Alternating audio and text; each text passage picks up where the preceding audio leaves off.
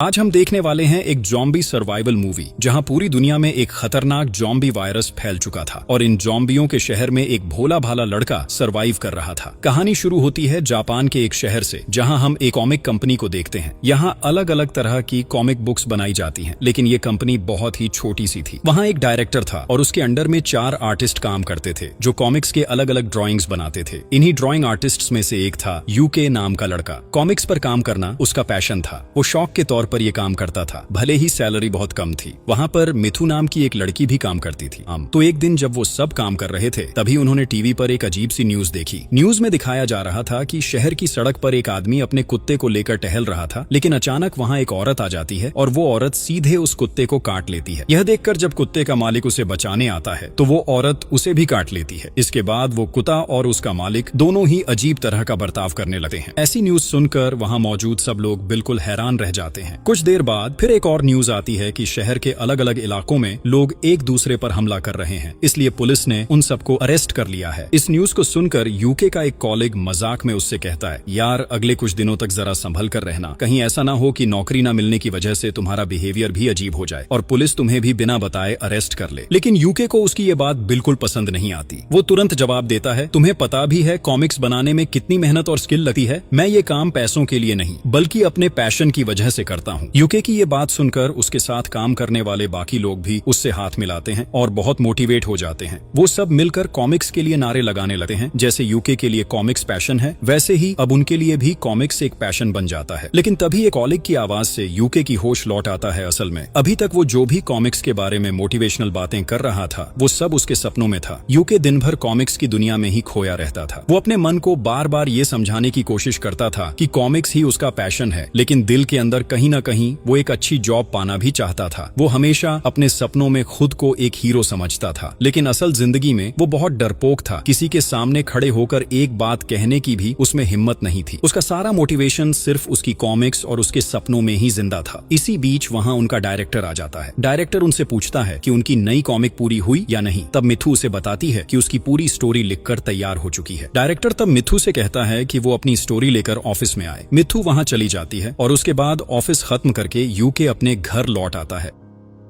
घर पर सुजुकी नाम की एक लड़की थी जो उसकी गर्लफ्रेंड थी, लेकिन सुजुकी वहां यूके से एक शब्द भी नहीं बोलती। वो चुपचाप टीवी ऑन करती है और लेट जाती है। यूके भी कुछ नहीं कहता और रोज की तरह अकेले बैठकर खाना खाने लगता है। तभी टीवी पर एक लड़की बोल रही होती है, आप कभी ऐसे इंसान से प्यार मत करना जो सिर्फ अपने काम में ही डूबा रहता है, वरना इस छोटी सी जिंदगी से आप सब कुछ खो दोगे और प्यार क्या होता है ये भी कभी समझ नहीं पाओगे। सुजुकी तब उन बातों को यूके तक पहुंचाने के लिए वॉल्यूम बढ़ा देती है। यूके ये सुनकर बहुत बुरा महसूस करता है। वो समझ जाता है कि सुजुकी ने कितनी तकलीफ झेली है, क्योंकि वो हमेशा सिर्फ अपने काम में ही लगी रहती है। उस रात उसे नींद बिल्कुल नहीं आ रही थी, इसलिए वो बैठकर अपनी कॉमिक्स ड्राइंग कर रहा था। कुछ देर बाद वो अपने पुराने कामों को देखता है जिन्हें उसे बेस्ट कॉमिक्स ड्राइंग आर्टिस्ट के तौर पर अवार्ड्स दिए गए थे। फिर यूके अपना लॉकर खोलता है जिसमें उसकी एक गन और गन का लाइसेंस रखा हुआ था। यूके उस गन को हाथ में लेकर आईने के सामने खड़ा हो जाता है और खुद को हीरो की तरह पोज देता है और कहती है, तुम तो ठीक से इनकम भी नहीं कर पाते, अब क्या मुझे थोड़ी शांति से सोने भी नहीं दोगे। यूके जवाब देता है, तुम देखो, पहले मेरी पहली कॉमिक्स को पब्लिश होने दो, फिर देखना कैसे मेरे पॉकेट में पैसा आता है। उसके बाद हम दोनों बहुत अच्छे रहेंगे और मैं तुम्हारा भी बहुत ख्याल रखूंगा। सुजुकी, तुम बस मुझे थोड़ा समय दो। यूके इस तरह सुजुकी का मन भलाई करने की कोशिश करता है। अगले दिन यूके अपनी कॉमिक्स की स्टोरी लेकर एक पब्लिशर के पास जाता है ताकि वो अपनी कॉमिक्स जल्दी से जल्दी पब्लिश करवा सके। पब्लिशर उसकी कॉमिक्स पढ़ता है और कहता है, तुम्हारी कॉमिक्स में स्पेशल क्या है? इस स्टोरी में मैं कुछ यूनिक नहीं देख पा रहा हूँ। पूरी स्टोरी तो मेरे लिए सामान्य कॉमिक्स जैसी लग रही है। उसी समय वहाँ एक पॉपुलर कॉमिक्स राइटर आता है। पब्लिशर उससे बात करने जाता है। इसी बीच यूके और वो कॉमिक्स राइटर एक दूसरे से मिलते हैं। यूके उसे पहचान लेता है। 15 साल पहले जब यूके को अवार्ड्स मिला था, उस फंक्शन में यही राइटर भी एक अवार्ड जीत चुका था। लेकिन इतने सालों बाद जबकि यूके अब तक अपनी कोई भी कॉमिक्स पब्लिश नहीं कर पाया, वही राइटर अब एक बहुत पॉपुलर राइटर बन चुका है। इस बीच वो पब्लिशर यूके की स्टोरी को रिजेक्ट कर देता है और उस पॉपुलर राइटर को एंटरटेन करने चला जाता है। यूके यह देखकर बहुत बुरा महसूस करता है। वो सोचता है कि सच में वो एक लूजर है। फिर वो सीधे सुजुकी के पास लौट आता है। सुजुकी उससे उसकी कॉमिक्स के पब्लिश होने की खबर जानना चाहती है। यूके उसे पूरी घटना बता देता है और बताता है कि उसकी कॉमिक्स को रिजेक्ट कर दिया गया है। इस पर सुजुकी आज बहुत गुस्सा हो जाती है। वो यूके की सारी कॉमिक्स की चीजें इधर उधर फेंकने लगती है और चिल्लाती है, मैं तुम्हें कितने सालों से कह रही हूँ कि कॉमिक्स की दुनिया से बाहर निकलो, इसके साथ तुम कभी कुछ हासिल नहीं करोगे। तुम्हें एक अच्छी जॉब ढूंढनी चाहिए, लेकिन तुम मेरी कोई बात नहीं सुनते। इतने साल कॉमिक्स के पीछे काम करने का क्या फायदा हुआ? तुम्हारा शादी करने का इंतजार करते करते मेरी उम्र 34 साल हो गई। मैं और कितनी देर तक इंतजार करूं? तुम कब सक्सेस होगे और कब शादी करोगे? मैं तुम्हारे लिए अब एक और दिन भी इंतजार नहीं कर सकती। इतना कहकर सुजुकी यूके को धक्का देकर कमरे से बाहर कर देती है, क्योंकि ये वास्तव में उसका घर था। इसके बाद सुजुकी अपने कमरे में रोते रोते यूके से कहती है, तुम आज से अपने कॉमिक्स के सपने छोड़ दो, कॉमिक्स की सारी चीजें फेंक दो और एक नई जॉब ढूंढो, ताकि हमारी दोनों की जिंदगी चल सके। फिर तुम मुझसे संपर्क करोगे। लेकिन अगर तुम ऐसा नहीं कर पाते तो कभी भी मेरे सामने मत आना। शायद तुम अपने जीवन में कॉमिक्स को चुनो, नहीं तो मुझे।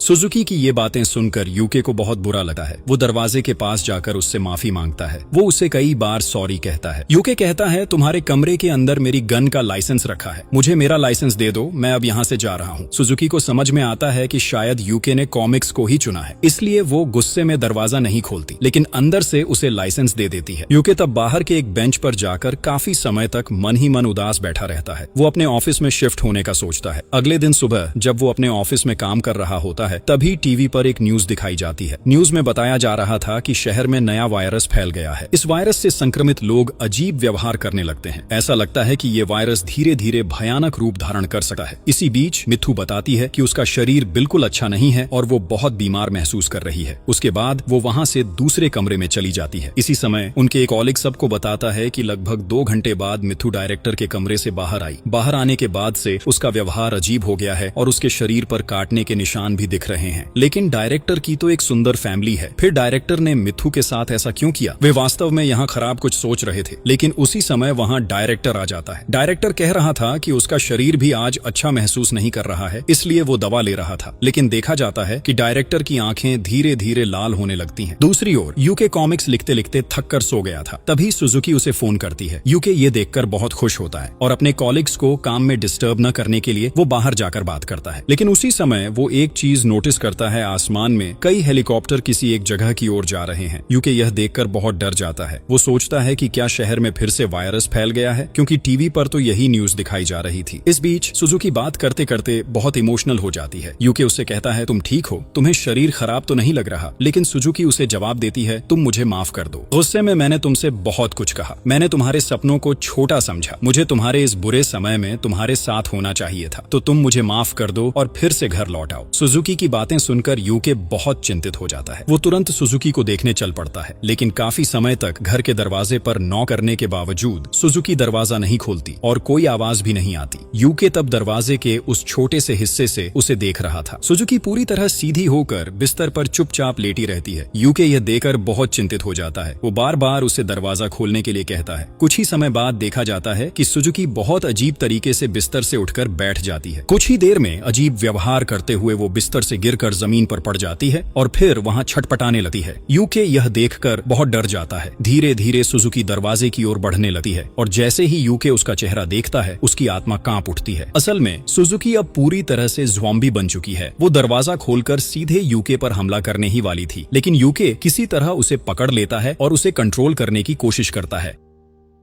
दोनों के बीच धक्का मुक्की होने से यूके का फोन ऊपर से सीधे नीचे गिर जाता है और टूटकर खराब हो जाता है। दूसरी तरफ सुजुकी यूके को काटे बिना सीधे अपने घर के दरवाजे में काट देती है। यूके यह देखकर बहुत डर जाता है और उसे धक्का देकर अपने कमरे में भेज देता है। लेकिन ठीक उसी समय सुजुकी फिर से उस पर हमला करने ही वाली थी। यूके इतना डर जाता है कि वो उसे जोर से धक्का मार देता है, जिससे सुजुकी जमीन पर गिरती है और उसके सिर में जोरदार चोट लग जाती है। बहुत ज्यादा खून बहने के कारण वो वहीं मर जाती है। यूके यह देखकर बहुत कष्ट महसूस करता है, लेकिन वो समझ नहीं पाता कि ये सब क्या हो रहा है। फिर वो अपना गन हाथ में लेकर वहाँ से निकल जाता है। एक ब्रिज पर चलते समय वो एक लड़की को देखता है। लड़की उसके हाथ में लगी चोट को पकड़कर चल रही थी और उसी समय वो आसमान की ओर देखता है और देखता है कि कई विमान एक ही निर्दिष्ट जगह की ओर जा रहे हैं। यूके समझता है कि कुछ तो घटा है, इसलिए वो तुरंत अपने ऑफिस की ओर चला जाता है। वहाँ टीवी पर न्यूज दिखाई जा रही थी। न्यूज में कहा जा रहा था कि शहर में बहुत तेजी से वायरस फैल रहा है। इस वायरस का नाम ज़ॉम्बी वायरस है। जो लोग इस वायरस से इन्फेक्टेड हो जाते हैं वो कुछ ही समय में ज़ॉम्बी बन जाते हैं और आसपास के सभी लोगों पर हमला कर देते हैं। उनके हमलों और काटने के कारण वहाँ के सभी स्वस्थ लोग भी धीरे धीरे ज़ॉम्बी में बदल रहे हैं। इसलिए अभी भी शहर में मौजूद सभी स्वस्थ लोगों से सुरक्षित जगह पर रहने की अपील की जा रही है। यूके के एक कॉलिग टीवी के सामने न्यूज देख रहा था, लेकिन उसके हाथ में खून लगी बैट थी, जिससे ऐसा लग रहा था कि यहाँ शायद कुछ बड़ा कुछ हुआ है। यूके अंदर जाकर देखता है कि उसका सिर पूरी तरह फट गया है और वो बहुत ज्यादा खून बहने के कारण मर चुका है। तभी उसी वक्त वहाँ डायरेक्टर आता है। उसके शरीर में एक चाकू लगा हुआ था। यूके सामान्य तरीके से उससे पूछता है, तुमने अपना काम पूरा कर लिया? पर ठीक उसी समय यूके का एक कॉलिग डायरेक्टर के सिर पर वार कर देता है। डायरेक्टर फिर उठकर वही सवाल दोहराता है, तुम लोग अपना काम पूरा कर रहे हो क्या? उस कॉलिग ने फिर उसे और मारना शुरू कर दिया। उस कॉलिग का नाम सांग था। सांग यूके से कहता है कि न्यूज में ज़ॉम्बियों को मारने का एक तरीका बताया गया था, सिर्फ दिमाग पर चोट पहुंचाओ तभी वे मरेंगे, वरना उन्हें किसी भी तरह नहीं मारा जा सकता। अगर उसके पास गन होती तो वो उन्हें आसानी से मार देता, और अगर हम उन्हें नहीं मारेंगे तो हम भी ज़ॉम्बी बन जाएंगे। यह कहकर सांग ने डायरेक्टर को मार दिया और यूके से बोलता है, अगर चाहो तो अपनी सुरक्षा के लिए ये बैट तुम रख लो। यूके तब सांग से पूछता है, आपको क्या हुआ? आप लोगों को इतनी निर्दयता से मार कैसे रहे हो? सांग उसे जवाब देता है, वे लोग पहले मुझे मारने आए थे, मुझे भी उनके जैसे ज़ॉम्बी बना देना चाहते थे। अगर वे मुझे काट देते तो मैं भी ज़ॉम्बी बन जाता। अपनी जान बचाने के लिए इंसान क्या क्या नहीं कर सकता। इसी समय यूके ने देखा कि उसके हाथ पर एक काटने का निशान है। वही निशान था जो सुजुकी ने उसे काटने के वक्त बनाया था, लेकिन सुजुकी ने पहले दरवाजे पर काटे समय अपने सारे दांत खो दिए थे, इसलिए यूके के शरीर पर काटने का असर उतना गहरा नहीं हुआ था। परंतु तभी यूके ने महसूस किया कि सांग धीरे धीरे ज़ॉम्बी में बदल रहा है। सांग के पैरों पर उसने भी एक ज़ॉम्बी के काटने के निशान देख लिए, मतलब किसी ज़ॉम्बी ने पहले ही उसे काटा था। जब सांग समझ गया कि अब वह पूरी तरह ज़ॉम्बी बन जाएगा तो वह खुद ही अपनी जान खत्म कर लेता है। यह देखकर यूके बहुत डर जाता है। ये घटनाएं उसके दिमाग पर गहरा असर डाल रही थी। थोड़ी ही देर बाद वही लड़की मिथु वहां आती है, लेकिन अब वह भी एक भयंकर ज़ॉम्बी बन चुकी है। मिथु यूके को देखकर उस पर झपटी है, पर यूके किसी तरह उसके हाथों से बचकर बाहर भाग निकलता है। वो सीधे सड़क की ओर दौड़ पड़ता है। शहर की हालत भी बहुत अच्छी नहीं है। कुछ लोग दूसरों पर हमला करने के लिए दौड़ रहे हैं, जबकि कुछ लोग अपनी जान बचाने के लिए भाग रहे हैं। यूके जब बिल्कुल सड़क के बीच में आता है तो देखते देखते लोगों की संख्या और बढ़ने लगती है। हर कोई अपनी जान बचाने के लिए भाग रहा है और यहाँ समझ पाना मुश्किल हो रहा था कि कौन इंसान है और कौन ज़ॉम्बी। यह सब देखकर यूके बहुत डर जाता है और किसी तरह उन ज़ॉम्बियों के बीच से भाग निकलने की कोशिश करता है, लेकिन उसे समझ नहीं आ रहा था कि आखिर वो भागे तो कहाँ जाए। उधर सड़क पर एक पुलिस अफसर खड़ा था। यूके तुरंत उसकी ओर मदद मांगने के लिए दौड़ता है, लेकिन पास पहुंचते ही उसे पता चलता है कि वो पुलिस वाला भी असल में एक ज़ॉम्बी है। वो ज़ॉम्बी भी अब यूके पर हमला करने जा रहा था। यूके किसी तरह वहां से भागने की कोशिश करता है, मगर वो ज़ॉम्बी उसका पीछा नहीं छोड़ता। यूके जब एक साइड की गली से भाग रहा था तो पीछे से एक गाड़ी आती है और वो ज़ॉम्बी उस गाड़ी से टकरा कर नीचे गिर जाता है। यूके तेजी से आगे बढ़ता है और सामने उसे एक टैक्सी दिखती है जिसमें टैक्सी ड्राइवर आराम से सो रहा होता है। यूके तुरंत उसे आवाज देने लगता है, क्योंकि वो उसी टैक्सी से वहां से भाग निकलना चाहता था। यूके तब उस टैक्सी ड्राइवर को जोर से आवाज देकर जगाने लगता है, लेकिन उसी वक्त एक लड़की उसके पास आती है जिसका नाम हिरोमी था। हिरोमी कॉलेज की एक स्टूडेंट थी और एक ज़ॉम्बी से बचकर यूकी के पीछे छिप आई थी। यूकी भी वहां उस ज़ॉम्बी को देखती है और उस पल वह अपने कॉमिक्स के हीरो की तरह ज़ॉम्बी को मारने की कल्पना करने लगती है, पर उसकी वह कल्पना जल्दी ही टूट जाती है। उसी समय एक सूट पहने हुए शख्स आकर किसी तरह गाड़ी का दरवाजा खोलकर घुस जाता है। यूकी थोड़ा भड़क जाता है और बोलता है कि टैक्सी में बैठने के लिए हम पहले आए थे। ये कहते हुए यूकी और हिरोमी दोनों टैक्सी के अंदर घुस जाते हैं। यूकी पीछे बैठ गया और हिरोमी आगे सीट पर। वहीं न्यूज में दिखाया जा रहा था कि वायरस बहुत तेजी से फैल रहा है और साइंटिस्ट बार बार वैक्सीन खोजने में असफल हो रहे हैं। टैक्सी के अंदर यूकी देखता है कि सूट वाला आदमी कुछ अजीब बर्ताव कर रहा है। वह लगातार पसीना पोंछ रहा था। तभी यूकी नोटिस करता है कि उस आदमी के हाथ पर काटने का एक निशान है जिसे उसने कपड़े से ढंका हुआ था और अब वह आदमी धीरे धीरे ज़ॉम्बी बनना शुरू हो रहा था। यूकी बहुत डर जाता है, पर हिरोमी ये बात नोटिस नहीं करती। वह खिड़की से बाहर सड़क की बदहाली देख रही थी। पूरा शहर बिखर सा गया था। कई बिल्डिंग में आग जली थी। फिर उस सूट वाले की नाक से खून बहना शुरू हो जाता है और वह पूरी तरह ज़ॉम्बी बन जाता है। थोड़ी देर के लिए उसकी चेतना थी तो उसने अपना खून देखकर चीखा और उसी पल हिरोमी समझ पाती है कि वह ज़ॉम्बी बन चुका है। लेकिन बताने से पहले ही ड्राइवर बिना समझे उस आदमी को एक टिश्यू थमा देता है और ज़ॉम्बी उस टिश्यू पकड़कर ड्राइवर के हाथ में काट देता है। वह ज़ॉम्बी अब यूकी को भी काटने की कोशिश करने लगा है। चूंकि गाड़ी चल रही थी, यूकी बाहर नहीं निकल पा रहा था। गाड़ी के जिगजैग मोशन की वजह से ज़ॉम्बी उसे काट नहीं पाता और हिरोमी उसे बचाने की हर कोशिश करती है। ड्राइवर में अभी थोड़ी समझ बची थी, इसलिए उसने तुरंत एक बटन दबाकर बैक डोर खोल दिया। यूकी जोर से लात मारकर उस ज़ॉम्बी को गाड़ी से बाहर फेंक देता है, लेकिन ज़ॉम्बी ने यूकी के पैर पकड़ रखे थे। हिरोमी सामने से बैक डोर बंद करने की कोशिश करती है, पर वह सफल नहीं होती। थोड़ी दूरी चलने पर जॉम्बी किसी बीम से टकराकर दूर पर जा गिरता और एक बस के नीचे गिरकर वहीं मर जाता है। इस तरह यूकी और हिरोमी बच निकलते हैं, पर उस बीच ड्राइवर की हालत भी बिगड़ती जा रही थी। वह धीरे धीरे जॉम्बी बन रहा था और बार बार बोलने लग रहा था कि जॉम्बियों के लिए कोई ट्रैफिक रूल्स नहीं होते। उसकी मानसिक स्थिति गड़बड़ा गई और वह उल्टे सीधे तरीके से गाड़ी चलाने लगा। गाड़ी के दरवाजे टूटकर सड़क पर गिरने लगे और कई पार्ट्स टूटने लगे। ड्राइवर हिरोमी पर हमला कर न पाए, इसलिए किसी तरह हिरोमी को पीछे की सीट पर खींच लेता है। अब गाड़ी खुद बेतरतीब ढंग से चलकर उनके ऊपर हमलावर हो रही थी। कुछ दूर चलने के बाद जोरदार टक्कर लगती है और गाड़ी पलट जाती है। कई चक्कर लगाकर गाड़ी अंततः अचानक रुकती है। सिर पर चोट लगने से यूकी और हिरोमी दोनों बेहोश हो जाते हैं।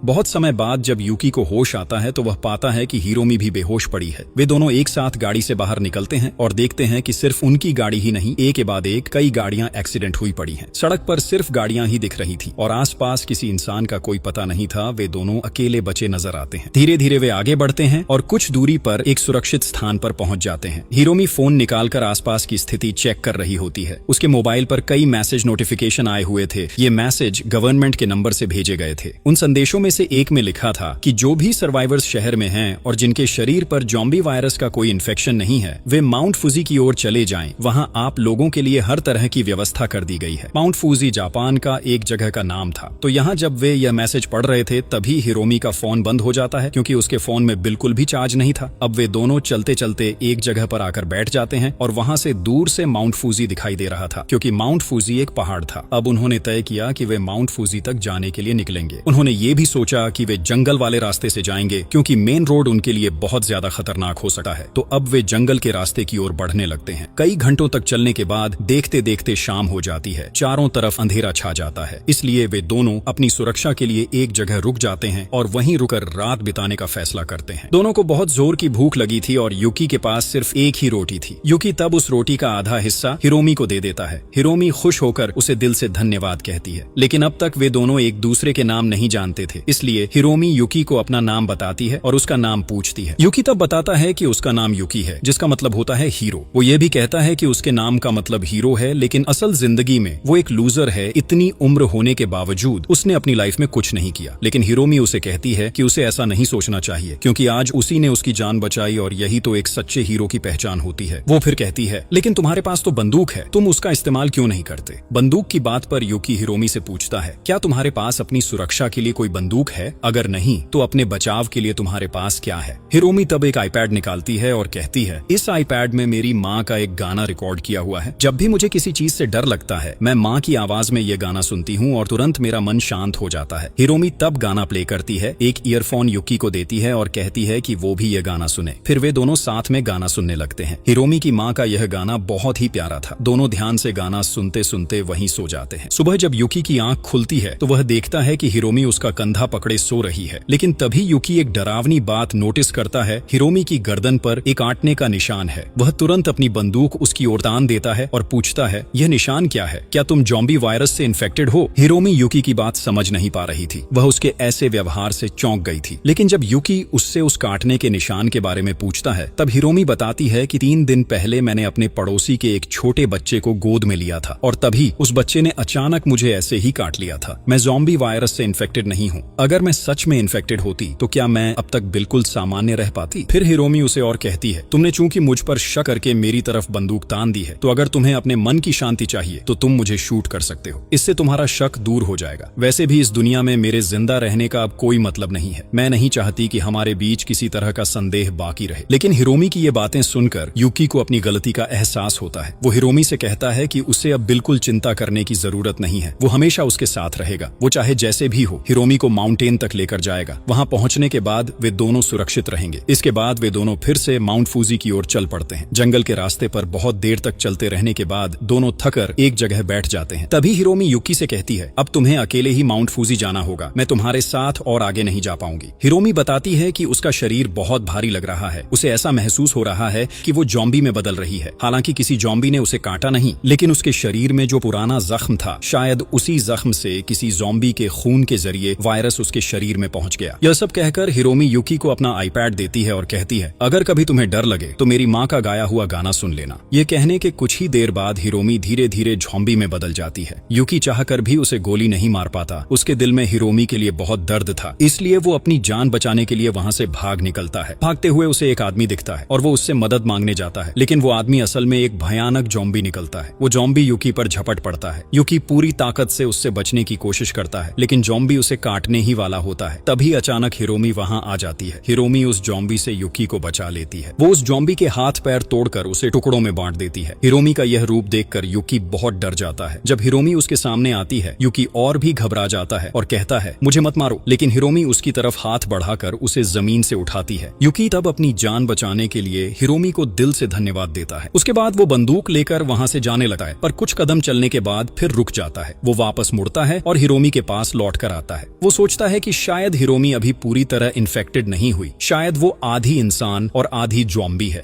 यूकी तब तय करता है कि वो हिरोमी को अपने साथ लेकर ही चलेगा। वे दोनों फिर से रास्ते पर निकल पड़ते हैं। रास्ते में उन्हें एक कार में कुछ खाना मिलता है, जिसे वे दोनों बांटकर खाते हैं। थोड़ी देर बाद उन्हें एक साफ नाले से पानी भी मिलता है और इस तरह चलते चलते फिर से रात हो जाती है। वे जंगल की एक सुरक्षित जगह पर रुककर रात बिताते हैं। किसी तरह वो रात बीत जाती है। धीरे धीरे कई दिन बीत जाते हैं। अगले दिन सुबह हिरोमी को इतनी ज्यादा भूख लगी थी कि उसके पास चलने की ताकत ही नहीं बची थी। तब यूकी उसे अपनी पीठ पर उठा लेता है और धीरे धीरे रास्ता तय करने लगता है। रास्ते में उन्हें एक ट्रॉली मिलती है जिसमें सिर्फ खाने के छिलके पड़े होते हैं, लेकिन उस ट्रॉली पर माउंट फूजी का एड्रेस लिखा होता है। यह देखकर दोनों बहुत खुश हो जाते हैं, क्योंकि उन्हें लगता है कि अब वे शायद माउंट फूजी के बहुत करीब पहुंच गए हैं। लेकिन अब हिरोमी पूरी तरह कमजोर पड़ चुकी थी, इसलिए यूकी उसे उसी ट्रॉली में बैठा लेता है और वह हिरोमी को लेकर आगे बढ़ता है। लेकिन चूंकि दोनों बहुत ज्यादा भूखे थे, इसलिए यूकी पहले हिरोमी को लेकर एक सुपर शॉप में जाता है, जहां वे कुछ खाने पीने की चीज और पानी पा सके। पर सुपर शॉप के बाहर की भी हालत अच्छी नहीं थी। वहां भी कई गाड़ियां एक्सीडेंट में पड़ी थी और आसपास कई लोग दिख रहे थे। यूकी किसी तरह हिरोमी को लेकर शॉप के अंदर जाता है। वहां सबसे पहले वे एक कपड़ों की दुकान देखते हैं और पुराने गंदे कपड़े बदलकर नए साफ कपड़े पहन लेते हैं, क्योंकि कई दिन से वही पुराने कपड़े पहने हुए थे। तभी वहां एक ज़ॉम्बी आकर यूकी पर हमला कर देता है। वह ज़ॉम्बी यूकी को काटने ही वाला था, पर पीछे से किसी ने उस ज़ॉम्बी पर हमला कर दिया और उसकी खोपड़ी फटकर वह वहीं मर जाता है।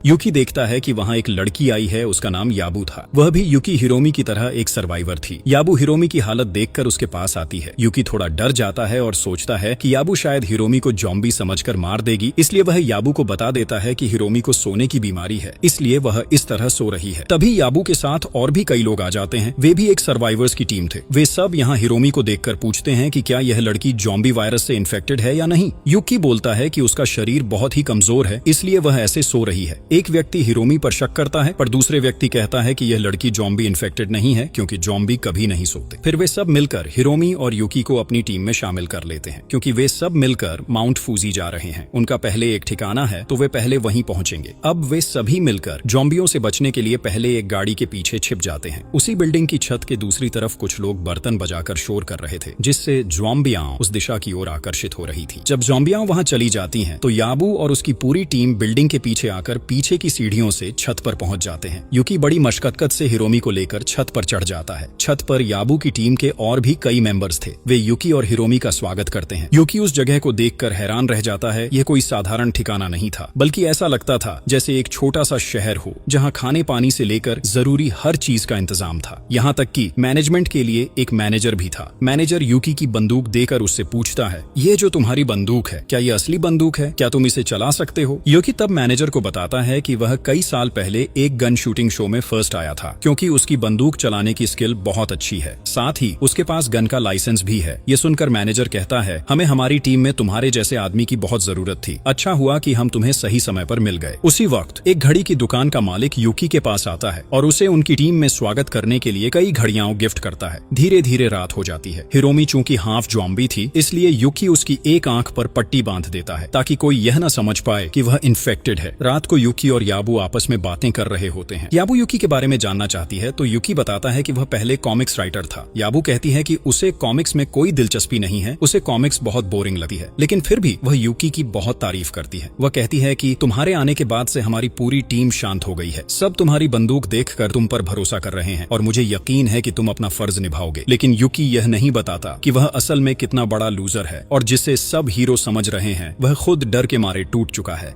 अगले दिन सुबह यूकी हिरोमी से बात कर रहा होता है। वह उसे कहता है कि तुम फिक्र मत करो, मैं हमेशा तुम्हारे साथ हूँ। अगर कोई तुम्हारी आंख के बारे में पूछे तो बस कह देना कि तुम्हारी आंख में चोट लगी थी, इसलिए पट्टी बांधी है। इसके बाद यूकी ऊपर खड़े होकर आसपास के ज़ॉम्बियों को देखता है। तभी वही घड़ी की दुकान वाला आदमी उसके पास आता है और कहता है, ज़ॉम्बी हमेशा वही चीज बार बार दोहराते हैं जो उन्हें पसंद थी, यानी कि वे अपनी पसंद की चीजों को रिपीट करते रहते हैं। यूकी यह बात नोटिस करता है। वह देखता है कि एक ज़ॉम्बी बार बार सड़क के बीच ऊंची छलांगे लगा रहा है और खुद को चोट पहुंचा रहा है। उसी तरह एक और ज़ॉम्बी एक दुकान का दरवाजा खोलने की कोशिश कर रहा है। तब वह आदमी कहता है, वह ज़ॉम्बी मेरी पत्नी थी, उसे शॉपिंग का बहुत शौक था, इसलिए अब भी वह वही काम बार बार कर रही है। इस तरह हर ज़ॉम्बी अपनी पुरानी पसंद की चीजों को बार बार दोहराता है ताकि खुद को खुश रख सके। तभी वहाँ का मैनेजर सबको बुलाता है और बताता है कि अब हमारे पास खाने का सामान बहुत कम बचा है, इसलिए हमें नए खाने की व्यवस्था करनी होगी। लेकिन शहर की हालत देखकर सीधे रास्ते से शॉपिंग मॉल तक पहुंचना नामुमकिन है। हालांकि उस शॉपिंग कॉम्प्लेक्स का मालिक हमारे ग्रुप का ही एक मेंबर था। ज़ॉम्बी बनने से पहले उसने हमें एक मैप दिया था जिसमें मॉल के बेसमेंट से अंदर जाने का गुप्त रास्ता बताया गया है। अगर हम वहाँ पहुंच जाए तो बहुत सारा खाना मिल सकता है। असल में यह सारी बातें मैनेजर यूकी से कह रहा होता है। यूकी कहता है, तुम लोग मुझसे ये सब क्यों कह रहे हो, मैं इसमें क्या कर सकता हूँ। ये सुनकर मैनेजर समझ जाता है कि यूकी के पास बंदूक तो है पर हिम्मत नहीं। मैनेजर कहता है, तुम्हें कुछ नहीं करना, बस अपनी बंदूक मुझे दे दो, बाकी का काम मैं और मेरी टीम कर लेंगे। हमने तुम्हें सिर्फ तुम्हारी बंदूक देखकर जिंदा रखा है, वही हमारे काम आएगी। ये सुनकर यूकी डर जाता है। उसी दौरान उनकी टीम में मौजूद एक गैंगस्टर टाइप आदमी हिरोमी के पास आता है, लेकिन हिरोमी को बचाने के लिए याबू वहाँ पहुँचती है। वह आदमी कहता है, अब हिरोमी हमारी है। याबू उसका विरोध करती है तो उसकी टीम का एक आदमी याबू के गले पर चाकू रख देता है और दूसरा आदमी हिरोमी को जबरदस्ती बाहर खींच कर ले जाता है। उनकी चीखें सुनकर यूकी वहाँ पहुँच जाता है। उसके पीछे पीछे मैनेजर और बाकी साथी भी वहाँ आ जाते हैं। यूकी वहाँ हिरोमी को बचाने के लिए मैनेजर की तरफ अपनी बंदूक तानकर चिल्लाया, हिरोमी को छोड़ दो वरना मैं एक एक करके सबको गोली मार दूंगा। पर किसी ने उसकी एक भी बात नहीं सुनी। यूकी इस पर और भी डर गया। कुछ पलों बाद हिरोमी ने जबरदस्त जोर से धक्का देकर उस आदमी को दूर फेंक दिया। उसने उसी तरीके से गैंगस्टर लड़के को भी दूर फेंक दिया और फिर अपनी आंखों की पट्टी हटाई। ये देखकर सब लोग बौखला गए और समझ गए कि हिरोमी ज़ॉम्बी वायरस से इन्फेक्टेड हो चुकी है। मैनेजर ने एक क्षण भी गवाए बिना हिरोमी के सिर पर पास रखे हुए एक भाला फेंक दी। यूकी के पास तो बंदूक थी पर वह हिम्मत करके गोली नहीं चला पाया। हिरोमी की इस हालत को देखकर वह चिल्लाने लगा। इसी मौके पर मैनेजर के लोग उसके पास से उसकी बंदूक छीन लेते हैं। फिर वे उसे एक कमरे में घसीट कर ले जाते हैं और खूब मारते हैं। वही बंदूक उस गैंगस्टर के पास चली जाती है। गैंगस्टर मैनेजर से कहता है कि हिरोमी मेरी थी, तुमने उसे मार दिया, इसलिए अब बंदूक मेरी और आज से मैं ही पूरी टीम का लीडर हूँ। ये सुनकर मैनेजर बहुत गुस्से में था।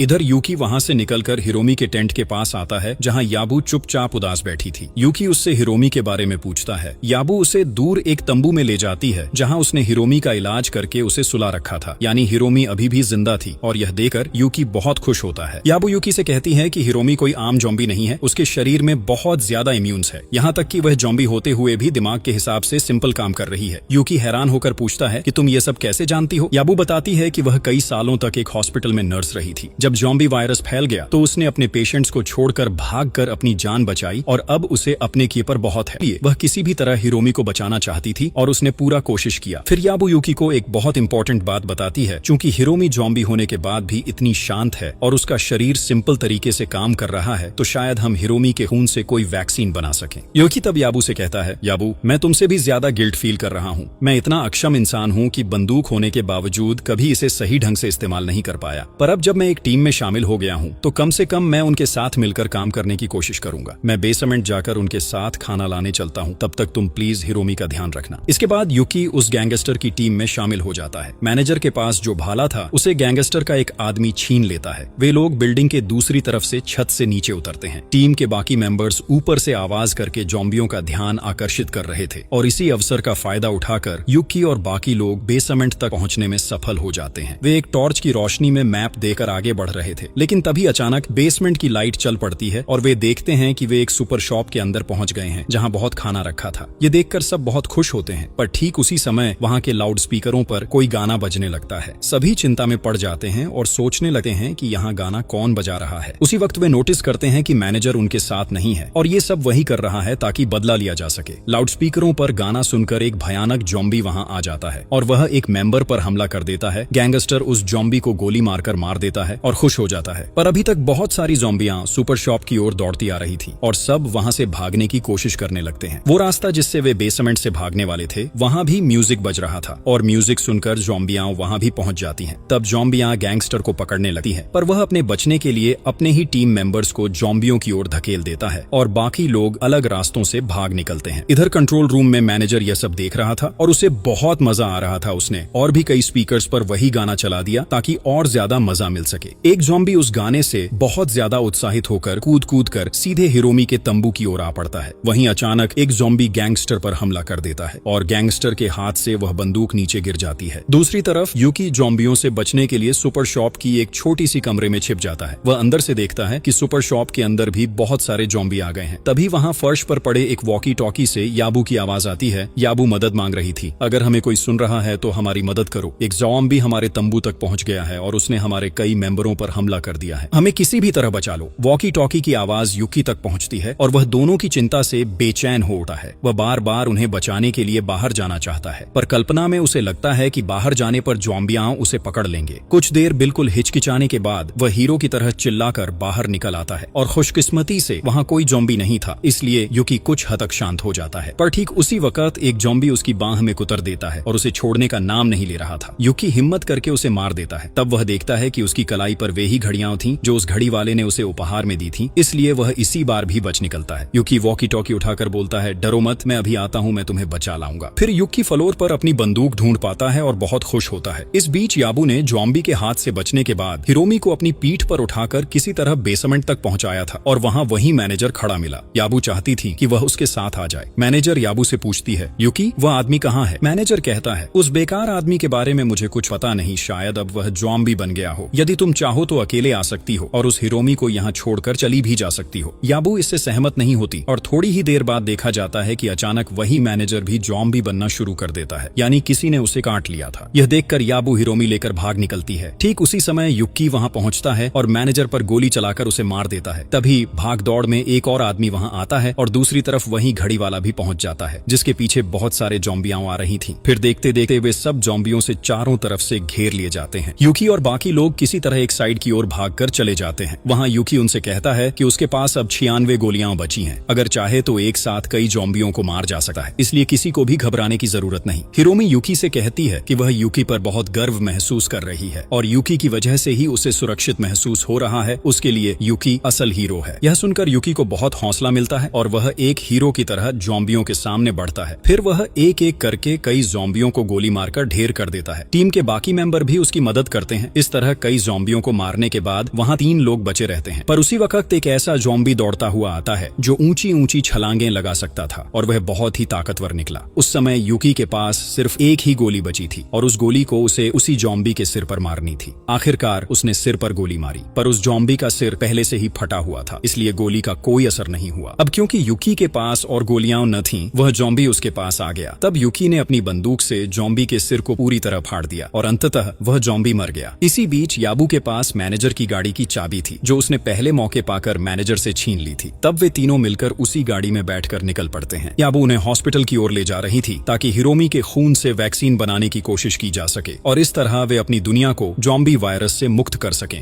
रास्ते में याबू युक्की से उसका नाम पूछती है। युक्की इस पर गर्व से बताता है कि उसका नाम युक्की है और इसका मतलब हीरो होता है और इस तरह कहानी यहीं समाप्त हो जाती है।